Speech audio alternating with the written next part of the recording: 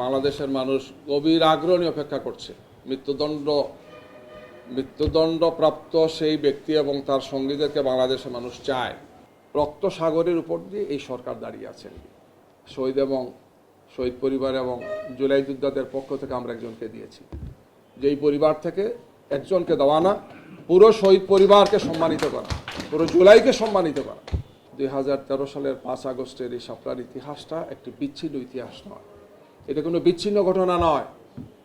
এটা ফেসিবাদ এবং এই ধরনের সাম্রাজ্যবাদী আগ্রাসী শক্তির এজেন্ডা থাকে এইটাই, যে কোনো উপায়ে জনগণের ভাষাকে বন্ধ করো, কণ্ঠকে স্তব্ধ করে দাও। 5 কোটি মানুষ সেই ভোট দিয়ে সেটাকে পাশ করেছে। আমরা যদি ফেসিবাদ মুক্ত বাংলাদেশ চাই, স্বৈরাচার মুক্ত বাংলাদেশ চাই, একটি গণতান্ত্রিক মানবিক বাংলাদেশ চাই, তাইলে অবশ্যই এটাকে কার্যকর করতে হবে এবং সেটা পরিপূর্ণভাবেই করতে হবে, আংশিক করলে হবে না। আলোচনা করে এটাকে কার্টুসাইজ করার কোনো সুযোগ নেই। নাইলে আমাদেরকে পিলখানার গণহত্যা, শাপলা গণহত্যা, দেলোয়ার হোসেন সাঈদী সাহেবের রায়ের পরের গণহত্যা এবং সর্বশেষ জুলাই গণহত্যার শহীদদের সাথে আমাদের গাদ্দারি করা হবে। এরা এবং এদের উত্তরসূরি আমাদেরকে ক্ষমা করবে না। সরকারকে এটা ভালো করেই বুঝে নিতে হবে। এই সুন্দর পরিবেশটা আমরা পেয়েছি এই দীর্ঘ পথ চলায়, এই দীর্ঘ কষ্টকর কণ্ঠকাঠিন্য পথ পাড়ি দিয়ে রক্ত সাগরের উপর দিয়ে এই সরকার দাঁড়িয়ে আছেন। এই পার্লামেন্টে যারা থাকেন, পার্লামেন্টে যারা আছেন, পার্লামেন্ট সদস্যরা বলেছেন যে এখানে ফাঁসির আসামিরাও আছে। একাধিক ফাঁসির আসামি পার্লামেন্টে নির্বাচিত হয়ে আসছে। 8 বছর গুম ছিলেন ব্যারিস্টার আরমান এখানে আছে। আমরা সংরক্ষিত নারী আসনে শহীদ পরিবার এবং জুলাই যোদ্ধাদের পক্ষ থেকে আমরা একজনকে দিয়েছি। শহীদ জাবের ইব্রাহিমের মাকে রুকা বেগম আপনারা দেখেছেন। আমরা আমাদের নির্ধারিত আসন থেকে একটি আসন দিয়েছি। এটা আমাদের কৃতজ্ঞতাবোধ এবং সম্মান প্রদর্শনে আমরা মনে করি একটা বিরাট সুযোগ আমরা পেয়েছি। যেই পরিবার থেকে একজনকে দেওয়া না, পুরো শহীদ পরিবারকে সম্মানিত করা, পুরো জুলাইকে সম্মানিত করা। আমরা অবলীলাক্রমে আমাদের কেন্দ্রীয় কমিটিতে এই প্রস্তাবটা আমরা পাশ করেছি যে জামাত ইসলামে একজন কমে গেছে, কোনো অসুবিধা নেই, কিন্তু যাদের রক্তের উপর আমরা এই বাংলাদেশটা পেলাম তাদেরকে সম্মান দেওয়া উচিত, তাদেরকে মর্যাদা দেওয়া উচিত। আমরা আশা করব যে আমাদের মা এবং বোন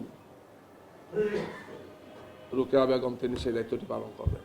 তিনি বলেছেন, যেদিন সাবমিট করেন বলেছেন যে আমি তাদের পক্ষ থেকে কথা বলব। প্রিয় ভাই এবং বন্ধুগণ, এই জন্য আজকের ইতিহাস 2013 সালের 5 আগস্টের এই শাপলার ইতিহাসটা একটি বিচ্ছিন্ন ইতিহাস নয়, এটা কোনো বিচ্ছিন্ন ঘটনা নয়।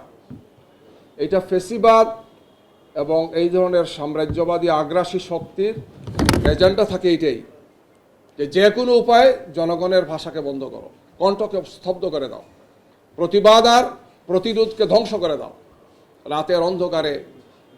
এই জন্য তারা অত্যন্ত নির্দয় এবং নিষ্ঠুরভাবে, কিন্তু সেটা করেছে অত্যন্ত দুর্বলভাবে করেছে। তারা নিরীহ নিরস্ত্র মানুষের উপর সেনাবাহিনী, পুলিশ, বিডিআর সব কিছু লেলিয়ে দিয়ে কেউ কোনোদিন অর্জন করতে পারে না।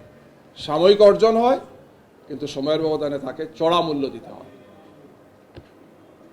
স্বাধীনতার মুক্তিযুদ্ধের নেতৃত্ব দানকারী এই দল দাবিদার আজকে প্রায় নিশ্চিহ্ন হচ্ছেন। আজকে তারা সেখানে আশ্রয় নিয়েছেন যাদেরকে বাংলাদেশের মানুষ পছন্দ করেন। আমরা ভারত সরকারকে আহ্বান জানিয়েছি যে এই নিষ্ঠুর এবং গণহত্যার দায় অভিযুক্ত এই সমস্ত ব্যক্তিদেরকে আমাদের তুলে দেন। এটা ভিডিও ভাইরাল হয়েছে, আপনারা দেখেছেন। পশ্চিমবঙ্গে যারা নির্বাচিত হয়েছেন, যে শাহজালাল এসে আবার তাকে নাকি নামানো হবে।